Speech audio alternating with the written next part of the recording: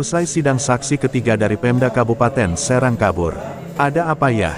Gugatan sengketa tanah pusat pemerintahan Kabupaten Serang di Pengadilan Negeri Serang kini memasuki persidangan yang ke-11. Dari penggugat, tergugat dan turut tergugat masing-masing telah membuktikan dan saksi ahli telah dihadirkan Kamis, tanggal 20 Juni tahun 2024. Pada persidangan tersebut mantan Sekretaris Desa CISAIT Carik Ismail menjadi saksi dari tergugat yakni pemerintah Kabupaten Serang. Kendati demikian Ismail saat diminta keterangannya oleh media dirinya enggan berkomentar dan bergegas pergi berlari meninggalkan awak media. Pak, Carik. Pak Carik. Minta waktunya, Pak. Hah? Minta waktunya, Pak. Hah? Minta waktunya, Pak.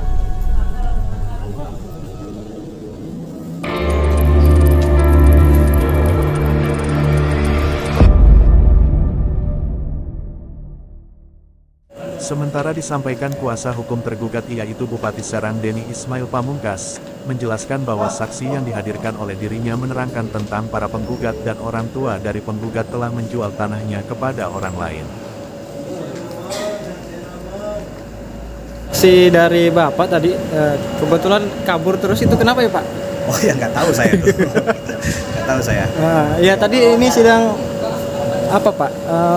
Kesaksian Bapak tadi menjelaskan tentang apa itu? Ya, tadi saksi yang dihadirkan oleh pihak penggugat, saksi itu adalah mantan Carik ya, Sekretaris Desa Cisaid, Kecamatan Kragilan, Kabupaten Serang. Saksi tersebut itu menjelaskan bahwa sebagian besar para penggugat itu sudah menjual tanah tersebut. Nah, jadi intinya saya kasih pertanyaan satu persatu bagi masing-masing penggugat yang pada intinya Carik tersebut itu mengetahui dan menjadi saksi kalau para penggugat itu sudah menjual tanahnya ke orang lain. Jadi para penggugat maupun orang tua penggugat itu sudah menjual tanahnya ke orang lain. Jadi saksi tersebut menerangkan hal itu. Pada tahun berapa itu, Pak? Tadi diterangkan kurang lebih di tahun 92 sampai 95 ya, pada saat saksi itu menjabat sebagai Carik, para penggugat itu sudah menjual tanahnya ke orang lain. Jadi saksi tersebut menerangkan hal itu. Oh, informasi dari penggugat yang nggak benar buktikan aja di pengadilan. Tapi faktanya kan kita membuktikan secara tertulis kalau orang tua dari penggugat itu sudah menjual tanahnya ke orang lain. Semuanya tanda tangan, Pak? Dari 17 orang? Ada sebagian ya, ada beberapa orang tuanya sudah menjual, terus ada beberapa penggugat yang sudah menjual juga. Ya seperti itu. Dikatakan kuasa hukum penggugat, Supena menyampaikan bahwa persidangan sudah selesai, karena telah dilakukan tahap pembuktian dan saksi telah dihadirkan oleh penggugat, tergugat dan turut tergugat bahkan saksi ahli telah dihadirkan. Alhamdulillah persidangan ini sudah selesai. Artinya pembuktian dan saksi sudah kita hadirkan sama-sama dari penggugat, kemudian tergugat juga turut tergugat, ahli juga sudah dimintain keterangan.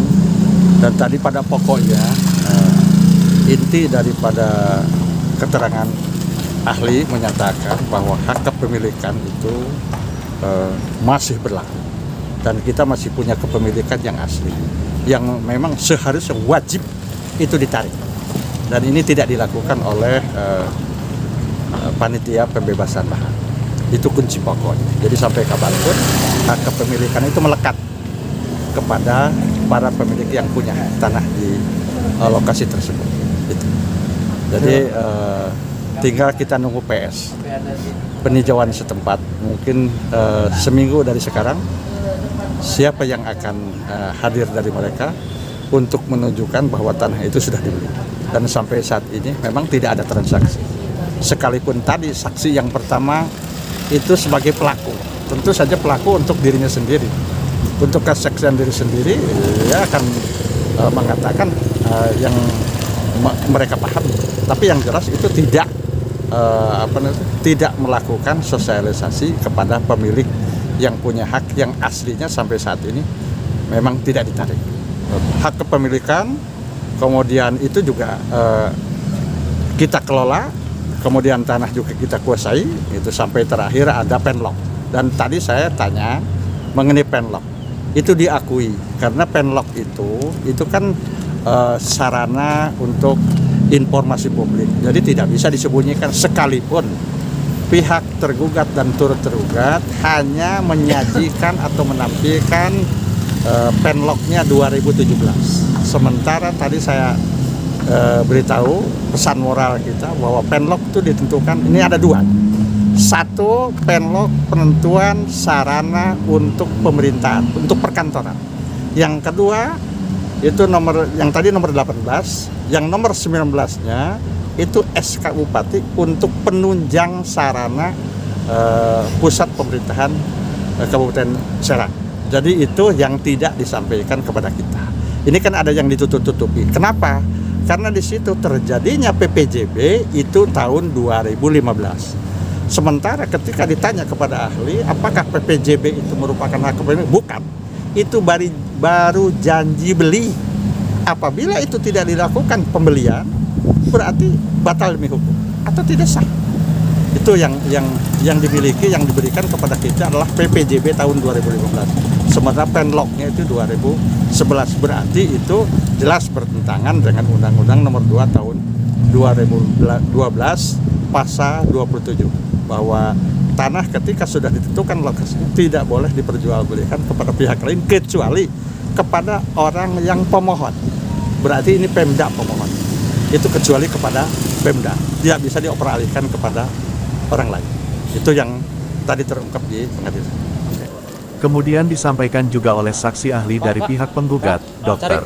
Muhammad Arifinal dari Universitas Sultan Ageng Tirtayasa Untirta, menjelaskan bahwa dirinya sebagai saksi ahli, membantu majelis hakim untuk memiliki keyakinan di dalam memutuskan perkara. Saya menjelaskan tentang ketentuan Undang-Undang Nomor 2 Tahun 2012 tentang pengadaan tanah untuk kepentingan umum, ditambah dengan kaitan dengan perikatan pasal 1320 tentang syarat-syarat sahnya perjanjian. Apa saja tadi yang disampaikan ke majelis hakim, Pak? Ya, pertama saya jelaskan bahwa pengadaan tanah itu berdasarkan pasal 13 Undang-Undang Nomor 2 Tahun 2012 itu ada 4 tahapan. Saya bilang kepada majelis bahwa ada tahap perencanaan, ada tahap persiapan, ada tahap pelaksanaan dan tahap penyerahan hasil. Nah, di tahap perencanaan seharusnya ada dokumen perencanaan pengadaan tanah yang diterbitkan oleh pemerintahan Kabupaten Serang yang isinya itu dari 9 poin. Salah satu poinnya maksud dan tujuan pengadaan tanah sampai kepada rencana penganggarannya, dan itu harus dipublikasi ke masyarakat agar masyarakat mengetahui bahwa di lokasi itu akan terjadi pengadaan tanah. Kesimpulannya seperti apa nih, Pak ahli, dalam perkara ini? Kalau dalam perkara ini saya tidak bisa menyimpulkan, tetapi nanti kita serahkan kepada majelis hakim. Apakah majelis hakim yakin dengan pembuktian penggugat? Kalau ahli sebenarnya menjelaskan ini untuk perkara terkait dengan undang-undangnya untuk membantu hakim memiliki keyakinan di dalam memutuskan perkara. Itu.